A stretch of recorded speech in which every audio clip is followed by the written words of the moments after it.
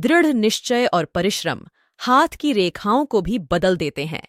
वह विद्यार्थी आगे चलकर महर्षि पाणिनि के नाम से प्रसिद्ध हुआ, जिसने विश्व प्रसिद्ध व्याकरण अष्टाध्यायी की रचना की।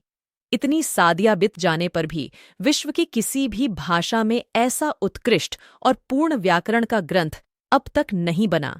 प्राचीन भारत 4वीं शताब्दी ईसा पूर्व में एक लड़का एक प्रतिष्ठित शिक्षक गुरु के अधीन अध्ययन करने के लिए उत्सुक था। उन्होंने गुरु से विनम्र अनुरोध किया कि उन्हें एक छात्र के रूप में स्वीकार किया जाए। गुरु ने लड़के की हथेली की जांच की और घोषणा की कि उसकी हथेली पर शिक्षा की कोई रेखा नहीं है और इसलिए उससे शिक्षा में उत्कृष्टता की उम्मीद नहीं की जा सकती।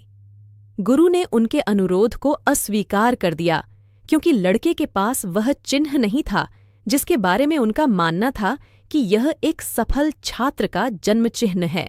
लड़का गुरु के अधीन सीखने के लिए बहुत दृढ़ था, इसलिए उसने एक तेज चाकू लिया और अपनी हथेली पर उस जगह गहरा चीरा लगा दिया जहां कुछ लोगों में शिक्षा रेखा, विद्या रेखा पाई जाती है।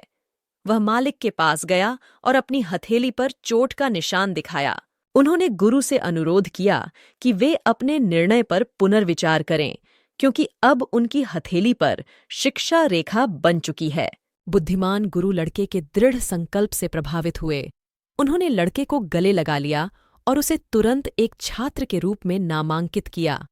लड़के ने असाधारण प्रतिभा और समर्पण के साथ शिक्षा प्राप्त की और एक महान विद्वान बन गया। वह लड़का पाणिनि था, जिसने बाद में संस्कृत भाषा में व्याकरण को व्यवस्थित किया। उनका उत्कृष्ट ग्रंथ अष्टाध्यायी नामक प्रमुख ग्रंथ है। उनके तार्किक नियमों और तकनीकों ने आधुनिक भाषा विज्ञान को काफी प्रभावित किया है।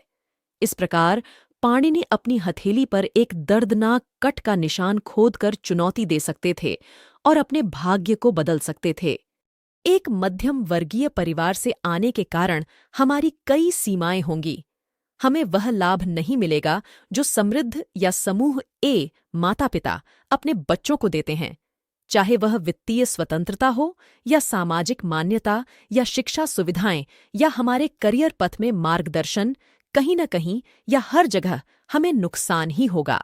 डिफ़ॉल्ट रूप से हमारे निर्धारक हमें अपेक्षाकृत नीचे की ओर खींच रहे होंगे, लेकिन अगर हम खुद को धारा में बहने देते हैं तो हम खराब धाराओं में फंस जाते हैं।